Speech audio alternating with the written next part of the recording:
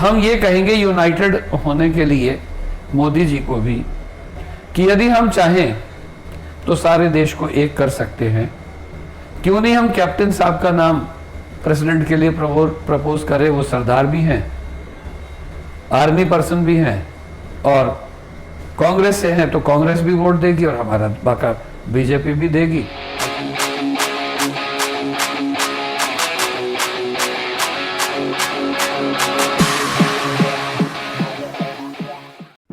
Dear aspirants, ये कहना आसान है कि मिलजुल कर जियो, मिलजुल कर काम करो, एकता में शक्ति होती है। आमतौर से हम स्वयं एक नहीं होते तो दूसरों से एक होने की अपेक्षा भी कैसे कर सकते हैं। बेशक हम एक किसान और 7 स्टिक्स का एग्जाम्पल दिया करें, बेशक हम एक किसान और 4 बच्चों का एग्जाम्पल दिया करें, बेशक हम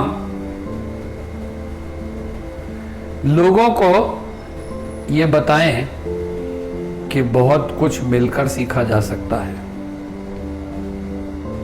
ऐसा संभव है। लेकिन कब? जब हम भी मन, वचन और कर्म से एक हैं, यानी कि मनसा वाचा कर्मणा अगर एकता नहीं है तो दिखावटी एकता यानी कि लोगों के साथ एक होना वो भी उतना ही असंभव है जितना मन की एकाग्रता, भाषा का सौंदर्य और कर्म की प्रधानता हम जीवन में ला नहीं सकते। ये तभी संभव है जब हम स्वयं को रोकें, स्वयं को समझाएं, स्वयं को बताएं कि अपने मरे बिना स्वर्ग नहीं मिलता। तभी दूसरे हमसे प्रेरित होते हैं। जैसे इस बार सुप्रीम कोर्ट हो, हाई कोर्ट हो, उत्तराखंड हो, केंद्र सरकार हो, सभी ने संकल्प कर लिया कि इस बार कांवड़ वाला कार्यक्रम नहीं होना चाहिए। तो योगी जी को भी और उनके मंत्रिमंडल को भी कहना पड़ा कि जैसा माननीय सुप्रीम कोर्ट कहेगा वैसा हम करेंगे, अन्यथा वो तो इस बार भी पंचायती इलेक्शन की तरह से देश से धर्म को ऊपर ले जाकर, दिखावे को ऊपर ले जाकर के अपना डंका ये बजाना चाहते थे कि कोरोना के बावजूद भी हमने ये सब कराया। वास्तव में योगी जी से मैं ये कहना चाहूंगा कि सभी जगह पर शाम दाम दंड भेद की नीति नहीं चलती। नीति वो होती है जो धर्मा इति धार्यते, अर्थात जीवन में उतारने योग्य हो।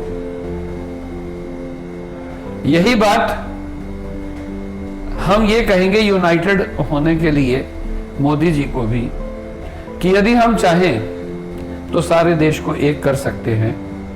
क्यों नहीं हम कैप्टन साहब का नाम प्रेसिडेंट के लिए प्रपोज करें। वो सरदार भी हैं, आर्मी पर्सन भी हैं और कांग्रेस से हैं तो कांग्रेस भी वोट देगी और हमारा बाका बीजेपी भी देगी।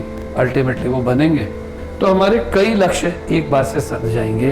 तो यानी कि अगर हमारे विचारों में साधना की एकाग्रता है तो हम कुछ भी कर सकते हैं और करवा सकते हैं। ठीक इसी तरह से देश को संतुलित करने के लिए राज्यसभा में अनेक एमपीज के स्थान रिक्त हुए हैं। क्यों ना योग्य, सक्षम, सशक्त ऐसे लोगों को जो विद्वान हैं, प्रोफेसर हैं, वैज्ञानिक हैं और लेकिन वो अल्पसंख्यकों अर्थात मॉमडन्स का प्रतिनिधित्व हमारे केंद्रीय मंत्रालय में और सब जगह कम है, उन्हें बुलाकर यहां भी एक उदाहरण प्रस्तुत कर सकते हैं। इससे हम इलेक्शन तो जीतेंगे ही, साथ ही प्रतिनिधित्व भी देंगे और अल्पसंख्यकों को ये पहचान देंगे कि क्या हुआ, मेजोरिटी में आप कम हैं लेकिन अथॉरिटी में आप अच्छे हैं, इसलिए आपको राज्यसभा के माध्यम से ले लेते हैं। यदि यही संतुलन राज्य स्तर पर भी किया जाए तो अनुशासनात्मक प्रयत्न और प्रयास करने की आवश्यकता नहीं होगी और देश एक ही दिशा में विकास के लिए आगे जाएगा। ये सब के साथ मैं ये कहना चाहूंगा कि एकता में शक्ति तो है, लेकिन पहले वो शक्ति होनी चाहिए मन, वचन और कर्म में, और दूसरी होनी चाहिए spiritualism, mentality, emotionalism, sentimentalism, brain, mind and intellect में। अगर हम घर में यानी कि अपने मन में, अपने शरीर में, मन और शरीर से स्वस्थ हैं, तभी हम विश्व एकता की बात कर सकते हैं। धन्यवाद।